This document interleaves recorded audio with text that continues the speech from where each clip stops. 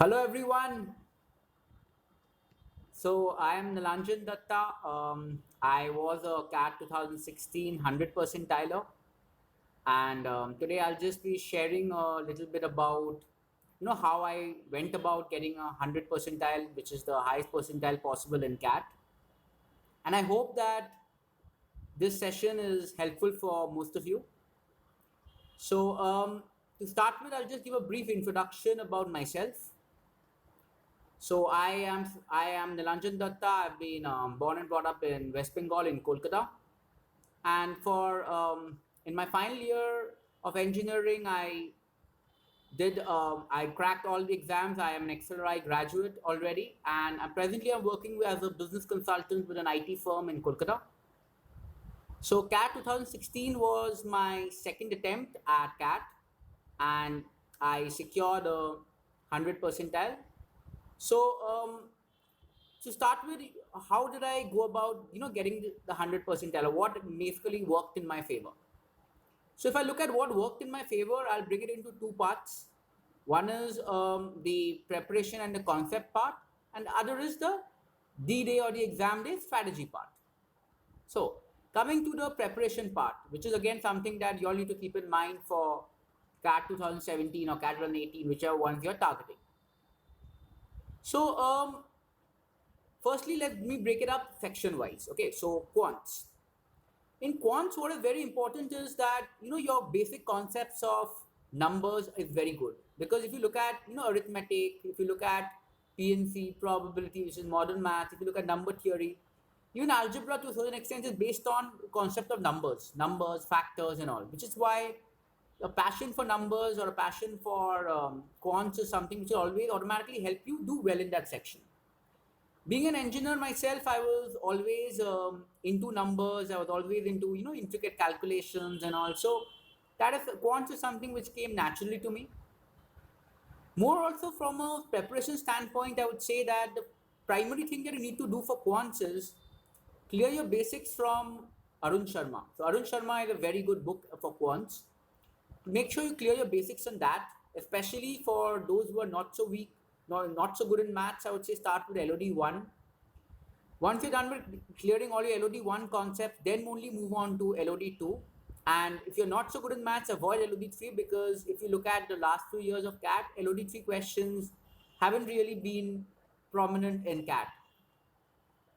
So for those who are already on the proficient in quant, especially those from engineering and science or maths backgrounds, I would say that just ensure that your concepts are still clear. The LOD 1, LOD 2 problems are in place, and maybe you can move on to LOD 3. Again, for those who are already proficient, after Arun Sharma, the next best book I would say is Sarvesh Verma for quants. And towards the end, you might use referred books like Rajesh Balasubramanian's book for quants as well. But that's all something which is really good. Even if you look at materials, a lot of materials in the market from standard players, they are also pretty good in the quants front. So make sure that you are aware of various kind of logics or various kind of topics. Do not try to leave too many topics out in quants. For example, if you are planning to leave out entire algebra, entire geometry, try and avoid doing that. If you're weak in a topic, it's fine. You don't need to give too much emphasis on that, but at least know the basics of that. Another thing about quants is, what at least I would do is, a lot of people believe in selecting the right questions. So that is something on which I would not waste time. So I was more focused on attempting all questions. As a matter of fact, I attempted all 34 questions in quants, and I got a 99.9 percentile. So I was not more too selective about questions, but at the same time, what I tried to do in quants was make use of the options very judiciously. For example, there were a lot of questions where I used the concept of factors. I'd use a lot of estimation. For example, in geometry questions, I just replicated the figure freehand and I tried to estimate that, okay, fine. The value would be approximately this, or the answer would be in this ratio, and so on. So that kind of a thing really helps in quants. Another thing is, do not just rely on concept-based things. Also look at your sectional mocks for quants, because that is something which is very important. Because sectional mocks and overall mocks for quants, because there you get a flavor of various concepts of quants punched into one. For example, in a sectional mock, you might get a question on ratio proportion combined with, let's say, geometry, or maybe PNC question combined with algebra, which is what actually happens in CAT as well. Next, moving on to the most important section, the DI-LR section, which is referred to as the make or break section in CAT. So if you look at the last 2 years of CAT, this has been the most difficult section. And my advice for this section would be to practice a lot of puzzles. So one very major thing, which went in my favor in the DI-LR section is that I love solving puzzles. And because I love solving puzzles, and so automatically, an awkward type DI, which has been a very trend in the last 2 years, instead of the regular traditional graph or a pie chart based DI, awkward based DI cases is something which is not puzzling enough for me, because I know I'm good at it. Also, I have a regular knack of solving, Sudoku, then Kakuro, and all those number-based puzzles as well as logic-based puzzles. So automatically, that is something which gave me an edge when it came to CAT, logical reasoning, and DI section, which is why I would advise all of you to start solving as many puzzles as possible. Take part in puzzle competitions, practice Sudoku, even word puzzles if that will strengthen your vocabs and your English, because that is something where automatically, you can build a knack for DI-LR.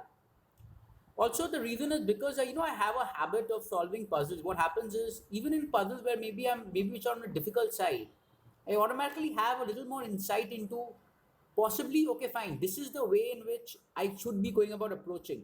So maybe that 2-3 minutes which you extra take to figure out what could be the approach, that might be coming in a little more naturally to me, which is where I'm saving time.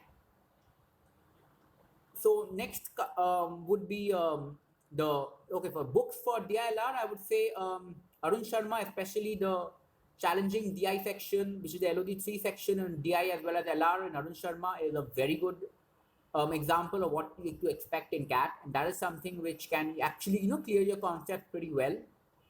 So Arun Sharma, and even you can look at Nishit Sinha's book, that is also a pretty good book for DI-LR. Moving on to the verbal section. Now, being from an engineering background, and I'm sure a lot of engineers here would be able to agree that, their Achilles heel section is the verbal section. So what exactly do you do in the verbal section to improve? In the verbal section, for a change, I'll, not recommend or refer any particular book as such. I would rather advise you to do 2 RCs daily. It can be from past year mocks, it can be from any other good material that you have, be it for GMAT, be it for CAT, for any text material, but then make sure you practice 2 RCs daily. And also, the biggest complaint that people have in RC or in English is that, they are confused between 2 options. So how do you go about that? The best way is, after giving a mock, okay, or after giving maybe an RC, attempting an RC, you've thought that, okay, fine, the answer to a particular question might be option B. Go back to the solutions, check whether option B is the right answer or not. If option B is the right answer, some of you tend to ignore, okay, fine, I've already got it right, but that is not enough. You might have been confused between options B and C, but you might have marked B. You also need to be clear on why option C is incorrect. That is something which is very important, because the next time when you're again confused between 2 options, you need to be sure about, okay, fine, this is not going to be the answer. This is the more likely answer because I've done a similar question before. So, that mapping of, similar questions that you've done before and all, that is something which is helpful. Another thing that, a lot of people will tell you about is speed reading and reading habits. While I'm not a big fan of speed reading, because that is something which I do not think can be improved in 3-4 months, as far as reading habits, I agree with the fact that reading habits is something which really is helpful for CAT, especially if you have a good reading habits, then your chances of getting a good percentile in VARC automatically increases. But then if you're targeting CAT 17 right now, which is in 5-6 months time, and right now if you suddenly start reading novels or reading books after a gap of 7-8 years, I do not think reading habits can increase in a span of 5-6 months. Which is why I would say, if you are into reading books, go ahead, continue. That's a very good thing. It will be an advantage for you.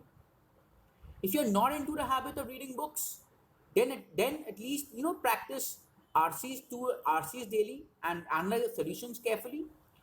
Understand why an option is correct and why an option is wrong. So for every question, make sure you do that analysis of the solution that thoroughly. Another thing about thing is, yes, also read the editorials at least in the newspaper. That is something which you can still start because that will also help you in the current affairs thing.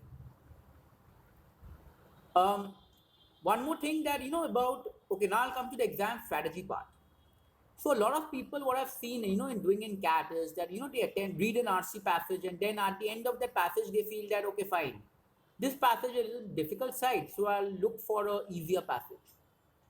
Or maybe in a DI-LR caselet, what they do is, they spend, let's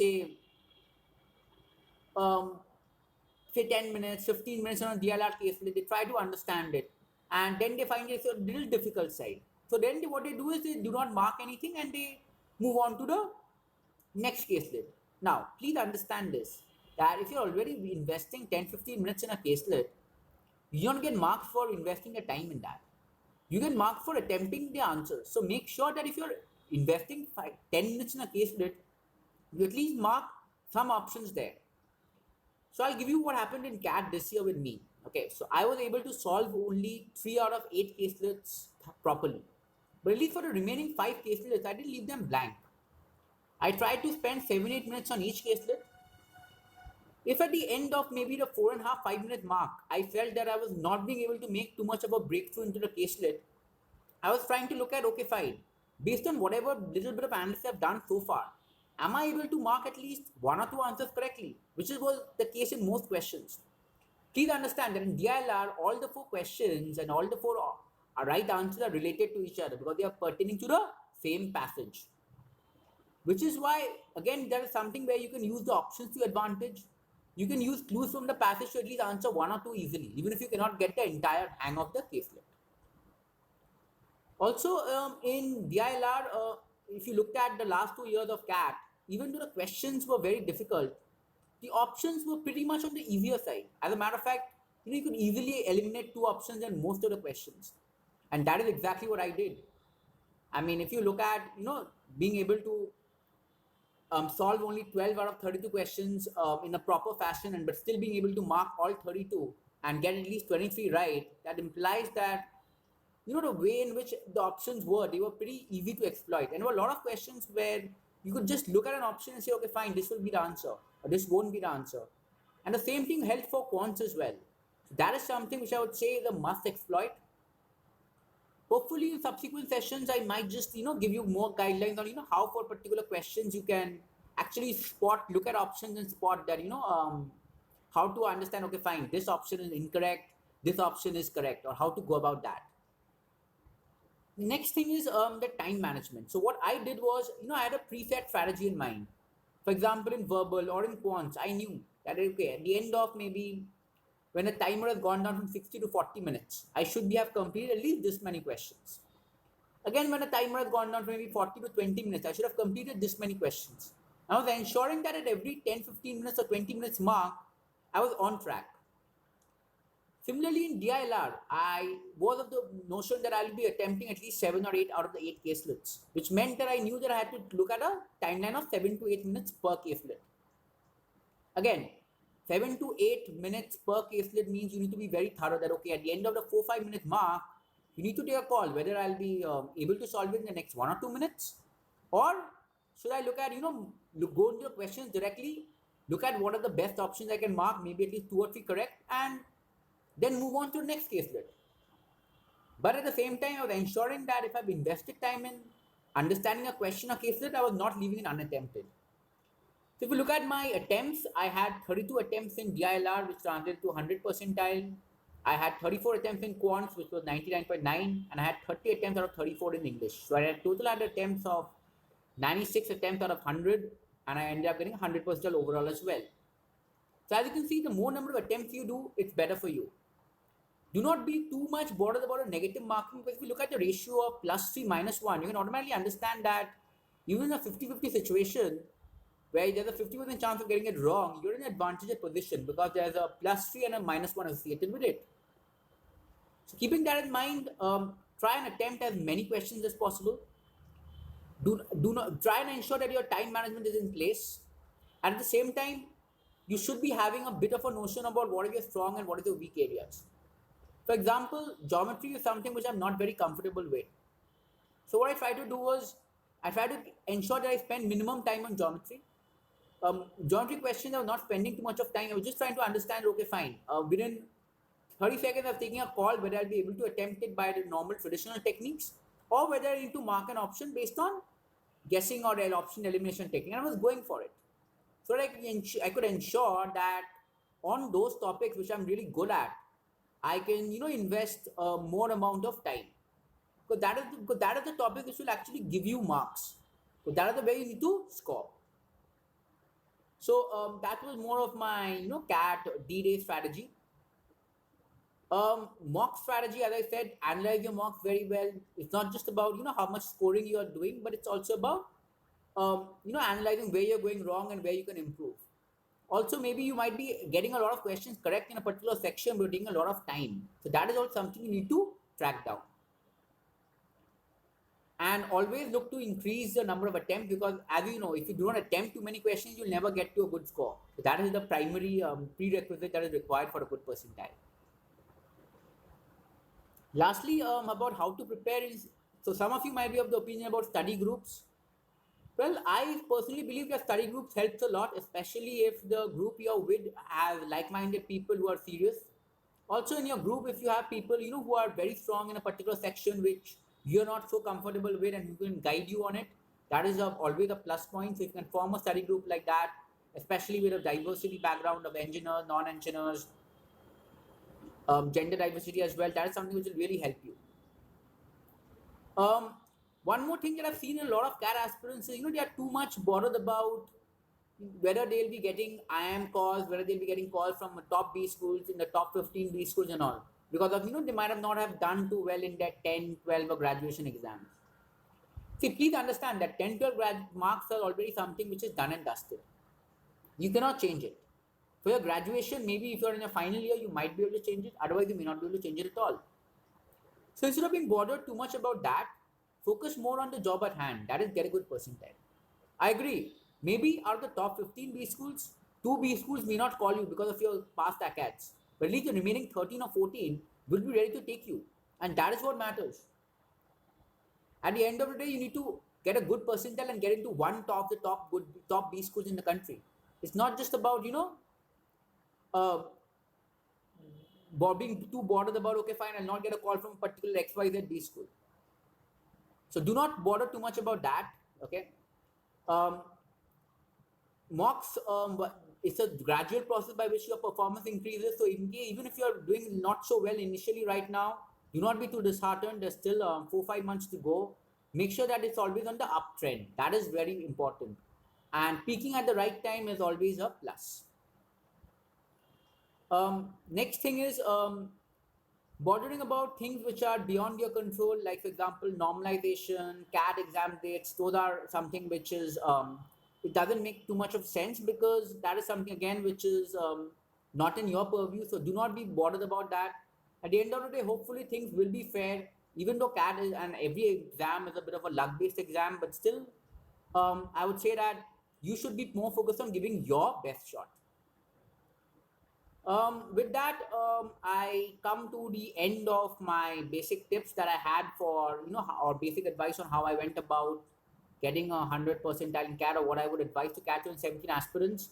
Just one last watchword. There's been a lot of rumors, of IIM Lucknow organizing it this year, which is why possibly the patterns might change and all. Do not be too bothered about that.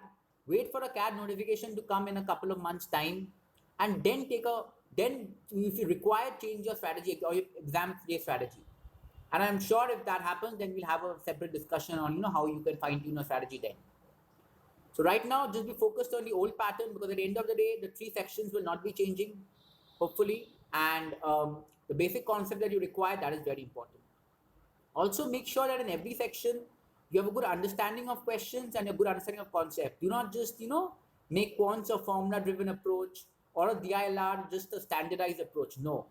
Or even for verbal, a standardized approach. Be a little more flexible at, so that, in case you encounter a very different type of question, you're not absolutely blinded as to, how to go about proceed further. So that is something which might happen in CAT that you might have to face a question which you never faced before. And that is where a lot of people in DI-LR this time and last year got stumbled. So hopefully we'll connect again in subsequent sessions. Till then, thank you everybody and happy preparing for CAT 2017. Bye bye guys.